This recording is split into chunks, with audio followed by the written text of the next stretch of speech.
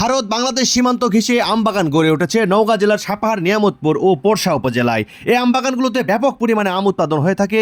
এই সকল আম এবং আমের বাজার এবং আমের জাত সম্পর্কে এই ভিডিওতে আমি আপনাদেরকে দেখানোর জন্য নিয়ে এসেছি বাংলাদেশের নওগাঁ জেলায়। বন্ধুরা, আমি কিন্তু এখন সরাসরি আপনাদেরকে নিয়ে যাব সীমান্তে যে আমবাগান রয়েছে ঠিক সেই আমবাগানে। দেখতে পাচ্ছেন আমার ডান পাশে, এই ডান পাশে কিন্তু একদম সীমান্তের আমবাগান। বন্ধুরা, আমি পবিত্র মজুমদার, আমার নতুন আরও একটা ভিডিওতে আপনাদেরকে স্বাগতম।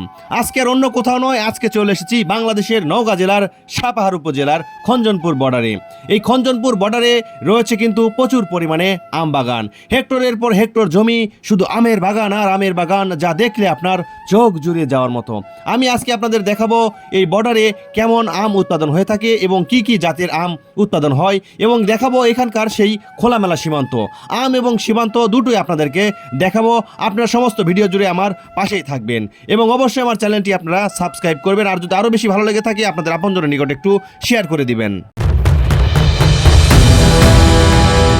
একদম সীমান্ত ঘেঁষা যে আমবাগানটা লাগিয়েছে সেই আমবাগানে কিন্তু যাব, কিন্তু কোন দিক দিয়ে যাব এটাই তো আমি আসলে খুঁজে পাইতেছি না। কোন দিক দিয়ে যাই, মানে বৃষ্টি মনে হয় পড়বে ভাব, বৃষ্টি মনে হয় আসবে। তো দেখতেই পাচ্ছেন, এই যে দেখেন আমবাগান, কিন্তু পার হওয়ার রাস্তা কোথায়? আসলে বন্ধুরা, যে পার হবো এটা কিন্তু পাচ্ছি না, কারণ আল নেই। কোন দিক দিয়ে যাবেন? তো দেখি ওখানে সামনে আছে কি না। হ্যাঁ, সামনে একটু যাওয়ার চেষ্টা করি, চলেন। একটা সময় বাংলাদেশ সরকার খঞ্জনপুর একটা স্থলবন্দর করতে চেয়েছিল, কিন্তু কি কারণে জানি সেই বন্দরটা আর সম্পূর্ণ করতে পারেনি। সেটা আসলে আমি বলতে পারি না। যদি আপনারা কেউ জেনে থাকেন তো অবশ্যই আপনাকে কমেন্ট করে জানাবেন। কিন্তু দেখতেই পাচ্ছেন, এগুলো একটা সময় ধানের উপর নির্ভরশীল ছিল জমিগুলো, কিন্তু সেগুলো এখন বিভিন্ন রকম জাতের আমে বাগান তৈরি হয়েছে এবং ব্যাপক পরিমাণে আম উৎপাদন হয়ে থাকে এখানে। খঞ্জনপুর বর্ডার কিন্তু একদমই খোলামেলা বর্ডার। দেখতেই পাচ্ছেন, আপনারা হয়তো বা ক্যামেরায় দেখতে পাবেন না, কিন্তু আমি যে বর্তমান যে রাস্তাটা দিয়ে যাচ্ছি এটা কিন্তু একদম বর্ডারের রাস্তা। দেখতে পাচ্ছেন, এই রাস্তা সোজা চলে গিয়েছে কিন্তু একদম বিজিবি ক্যাম্পে। আর আমার এই পাশে যেটা গিয়েছে এটা কিন্তু একদম কাঁটাতারের বেড়ার কাছে চলে গিয়েছে। এই সীমান্ত লাগোয়া যারা বসবাস করে, যারা সীমান্তবর্তী এলাকায় বসবাস করে, দেখেন আমবাগান করে রেখেছে। এটা কিন্তু বাংলাদেশ থেকে 150 মিটার দূরে। আর আমি আপনাদেরকে একটু দেখানোর চেষ্টা করি। দূরে দেখতে পাচ্ছেন ওই যে দেখা যায়, ওটা কিন্তু সেই কাঁটাতার। আমি কিন্তু সরাসরি এখন চলে এসেছি যে বাংলাদেশ যে জিরো পয়েন্ট আছে, মানে নো ম্যানস ল্যান্ড যাকে বলা হয়, নো ম্যানস ল্যান্ড। আমি কিন্তু তার কাছাকাছি আসি, এখনও যাইনি। এই যে এই পথেই একটা সময় কিন্তু স্থলবন্দর হতে চেয়েছিল, কিন্তু যে কোনো কারণে বাংলাদেশের কোন কারণে জানি এই বন্দরটা এখন পর্যন্ত হয়নি। কি কারণে হয়নি আর মনে হয় সম্ভবত হবেও না। কিন্তু এই যে পাশে আমবাগান করেছে এই কৃষক ভাইরা, যারা সীমান্তে বসবাস করে, দেখেন এই যে আমের গাছ লাগিয়েছে। আবার আমার যে বাম পাশে, এই পাশে নতুন করে বাগান নির্মাণ করতেছেন। আর আমি এমন একটা জায়গায় আছি, দেখতে পাচ্ছেন এখানে কিন্তু কৃষক ভাইরা আম চাষ করে। আর অপর পাশেই কিন্তু ইন্ডিয়া, এরপরেই কিন্তু কাঁটাতারের বেড়া, তারপর আবার বাংলাদেশ। কিন্তু এই যে এই সীমান্তের কিন্তু আরেকটা গুরুত্বপূর্ণ কথা আছে। বেশ কিছুদিন হচ্ছে বাংলাদেশে ভারতের যে বিএসএফ সদস্যরা আছে, ওরা কিন্তু পুশিন বাগানগুলো কিন্তু আমাদের বাংলাদেশের লোকেন। দেখেন এই যে নতুন বাগান শুরু করতেছে। আর আমাদের যে সামনে দেখতে পাচ্ছেন, এটা কিন্তু আসলে বিজিবি চেকপোস্ট, মানে আমাদের বাংলাদেশের যে বর্ডার গার্ড বাংলাদেশ আছে, ওনারা কিন্তু ওখানে বসে সারাক্ষণ সীমান্ত 24 ঘন্টায় পাহারায় রাখে। কিন্তু আর যে ওই যে কাঁটাতার রয়েছে, এটা কিন্তু আমাদের বাংলাদেশ বিজিবি সদস্য এর এই পারে থাকে, আর ওই পাশে কিন্তু বাংলাদেশ না, ইন্ডিয়ান বিএসএফরা থাকে। আসলে এই যে সীমান্তের কিন্তু আসলে যতটা সহজ সরল মনে হয়, সীমান্ত কিন্তু ততটাও সহজ নয়। দেখা যাচ্ছে যে যখন উত্তেজনা শুরু হয়, এই চারিপাশে কিন্তু কোনো লোকজন থাকতে পারে না, ওনারা কিন্তু সবাই চলে যায় সেই ভিতরে। তো আমি আপনাদেরকে এখন দেখাবো যে ওই যে দেখতে পাচ্ছেন সামনে লেখা রয়েছে যে সাবধান চেকপোস্ট। মানে আমরা যারা বাংলাদেশি আছি, আমরা যারা বাংলাদেশে বসবাস করি, তাদের কিন্তু আমাদের এই পর্যন্তই, কিন্তু এত দূর আসাটা ঠিক না, তারপরে কিন্তু চলে আসছি। কিন্তু আপনাদেরকে নিয়ে এসেছি, দেখেন এই যে এই পাশেও আম বাগান, ওই যে দেখতে পাচ্ছেন ওই পাশেও কিন্তু বাগান। কিন্তু সামনে একটা বাড়ি দেখতে পাচ্ছেন, ওই যে দেখা যায়, ওটা কিন্তু একদম ইন্ডিয়ান বাড়ি। আর এই চেকপোস্ট, এই সব কিছুই কিন্তু আমাদের বাংলাদেশের। তো যে কোনো একটা সময় এই যে রাস্তাটা দেখতে পাচ্ছেন, এই রাস্তাটা স্থলবন্দর হওয়ার কথা ছিল এবং এই রাস্তাটা সংস্কার করেছে। কিন্তু তারপরে আর যে কোনো কারণে এটার আমাদের বাংলাদেশের যে যারা দায়িত্বে রয়েছেন, যারা কেন্দ্রের দায়িত্বে রয়েছেন, কী কারণে জানি এটা নির্মাণ করতে পারেনি। কিন্তু এটাই আমাদের শেষ, যেহেতু দুপুর সময় আর আমাদের বাংলাদেশে কিন্তু পুশিন করতেছে, বিধায় কিন্তু ওরা গুলি করতে পারে। বিধায় সেই জন্য কিন্তু আমি এত দূর আর বা বেশি দূরে আপনাদেরকে নিয়ে গেলাম না, কারণ যেহেতু এখন দুপুর সময় আপনারা দেখতে পাচ্ছেন এই আশেপাশে কিন্তু কোনো লোকজন নেই, একটা লোকজন নেই। আর আমি যদি যাই, আমি যাওয়ার পরে যদি গুলি টুলি করে তাহলে কিন্তু আসলে আমি করতে পারবো না, মানে যদি কিছু হয়ে যায় তাহলে আমি একা একা আসতে পারবো না, কারণ ওটা অনেক দূর, এই আশেপাশে কোনো লোকজন নেই। তো আমি আপনাদেরকে আজকে এই যে খঞ্জনপুর যে সীমান্ত রয়েছে, খঞ্জনপুর যে বর্ডার রয়েছে, এটা আমি আপনাদেরকে দেখানোর চেষ্টা করলাম। তো এরপরে এই খঞ্জনপুরের আরেকটা সীমান্ত পার্শ্ববর্তী আছে, আমরা সেখানে গিয়ে আপনাদেরকে দেখানোর চেষ্টা করতেছি। আমার এই আঙ্কেল এই বাড়ি ফোর আমের কিন্তু বাগান করছে, দেখতেই পাচ্ছেন এই আমার ডান পাশে বাগানটা কিন্তু বাড়ি ফোর বাগান। তো আঙ্কেলের কাছ থেকে শুনবো এটার ফলন কীরকম। আঙ্কেল আসসালামু আলাইকুম। ওয়ালাইকুম সালাম। কতটুকু আম লাগাইছেন? বিঘা চারেক। 4 বিঘা। 4 বিঘাতে কি আম লাগাইছেন? বাড়ি ফোর। সবগুলো বাড়ি ফোর? সব বাড়ি ফোর। এটা বর্তমান কি বাজার যাচ্ছে? এটা তো বেতার এখনি হয়নি, তবু এটা 2400 2200। আপনি যখন বিক্রয় করবেন এটা 2400 বাজার থাকবে? যখন আমরা বিক্রি করব লাস্টে এটা, তখন বাজার হবে 4000 4200। 4200।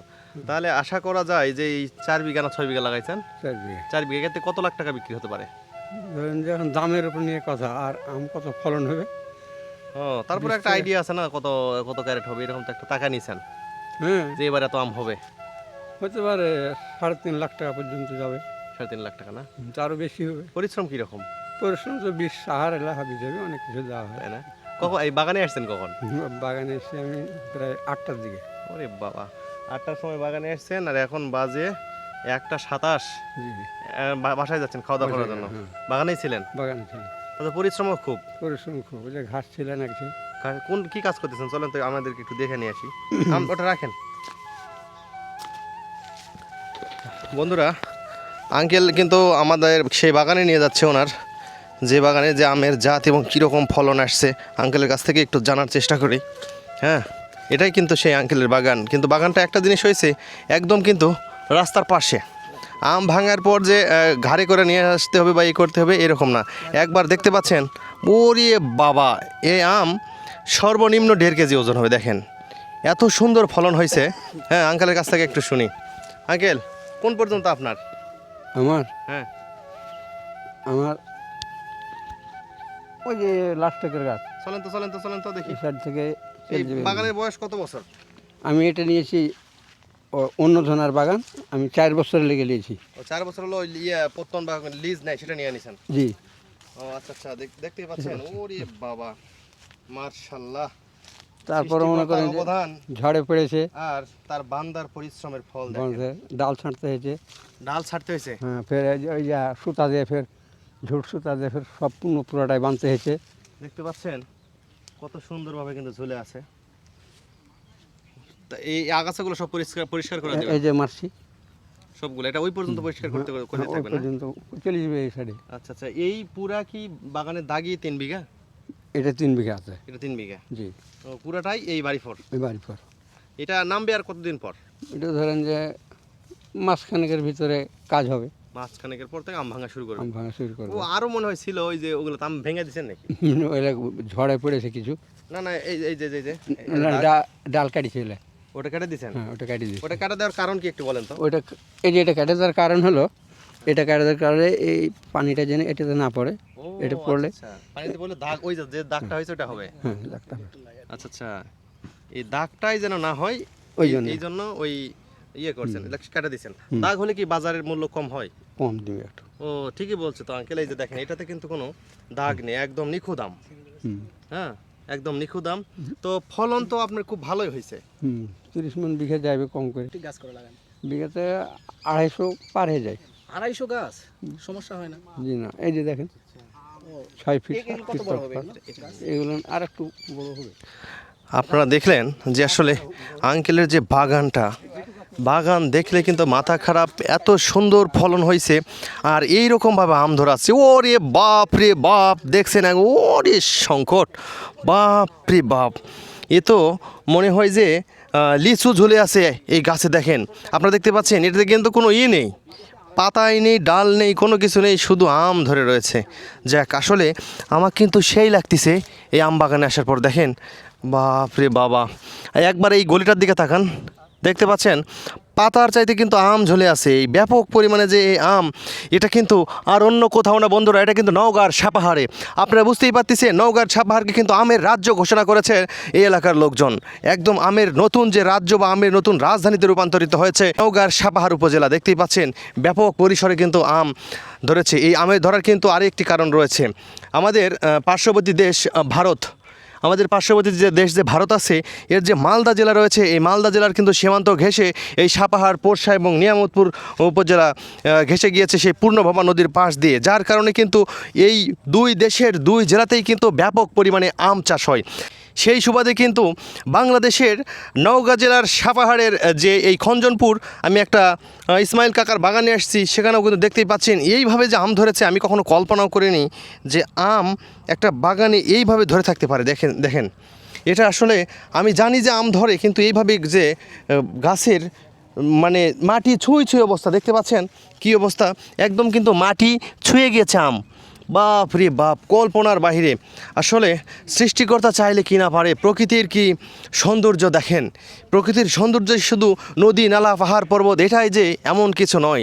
প্রকৃতির সৌন্দর্য কিন্তু এটাও দেখেন, ফল গাছ লাগাইছে, সেই ফল গাছে ফল দান করেছে, এটার মুকুল এসেছে, হ্যাঁ, অন্যান্য কিছু ব্যবহার করেছে, তারপরে কিন্তু এই যে আম ধরেছে, আম আর এমন সুন্দর করে ধরেছে, এটা এখানে কিন্তু কৃষকের মুখের যে হাসি ফুটিয়েছে এই ফসলটা, এটা আসলে ভাবার মতো।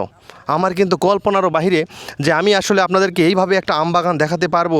শুধু একটা বাগান নয়, এই হেক্টরের পর হেক্টর, একরের পর একর কিন্তু জমি শুধু আমেরই বাগান গড়েছে এই সাপাহারে। আসলে এটা দেখে আমি কিন্তু মনোমুগ্ধকর হয়ে গেলাম। আসলে খুবই সুন্দর এই আম বাগান। হয়তো বা স্পষ্ট বোঝা যাচ্ছে না ক্যামেরাতে, হয়তো বা আপনারা ক্লিয়ার দেখতে পাচ্ছেন না, কিন্তু বাস্তবে দেখলে আপনারা বুঝতে পারবেন। দেখেন, যদি আপনাদের কখনো সময় হয়, আপনারা এই আম না খান অথবা নাম না কিনেন, কিন্তু আম বাগানের আম দেখতে চলে আসবেন নওগাঁ জেলার সাপাহার উপজেলা পোরশা নিয়ামতপুরে। কিন্তু ব্যাপক পরিমাণে এই আমের সাম্রাজ্য গড়ে তুলেছে এই সাপাহার বা পোরশা নিয়ামতপুরের এই কৃষকেরা। এই কৃষক ভাইদের আম দেখলে কিন্তু খাওয়ার চাইতে দেখাই কিন্তু শান্তি। এই গাছটা দেখতে পাচ্ছেন, এই গাছে কিন্তু কোনো রকম কোনো পাতা নেই, কিন্তু সব আম ধরে রয়েছে। বাপ রে বাপ, অবিশ্বাস্যকর। আমি প্রায় মানে কি বলে, আমার মুখের কথা বন্ধ হয়ে যাওয়ার মতো এই আম দেখতে পাচ্ছেন। যাক, আসলে খুব ভালো লাগলো। আর আমার এই ভিডিওটা আর আম বাগানটা যদিও অবশ্যই আপনাদেরকে ভালো লেগে থাকে, আমার চ্যানেলটা একটু সাবস্ক্রাইব করে দিবেন। আর যদি আরও বেশি ভালো লেগে থাকে, আপনাদের এই আম বাগান দেখে চলে আসবেন, সাপাহারে আম খাবেন এবং আমার এই ভিডিওটা অন্য কারো নিকট শেয়ার করে দেবেন। এই নওগাঁ জেলা একটা সময় গাজার জন্য বিখ্যাত ছিল, পরে চলে আসলো ধানের জন্য বিখ্যাত, কিন্তু ধানকে এবার অতিক্রম করে চলে এসেছে আমের জন্য বিখ্যাত। আম তো নয়, আমের যে নতুন রাজধানী গড়ে তুলেছে, আমাদের বাংলাদেশের সবচাইতে বড় আমের হাট কিন্তু এই নওগাঁতে বসে থাকে। এবং দেখতেই পাচ্ছেন এত বড় বড় বাগান শুধুমাত্রই রয়েছে নওগাঁ জেলার সাপাহার পোরশাতে।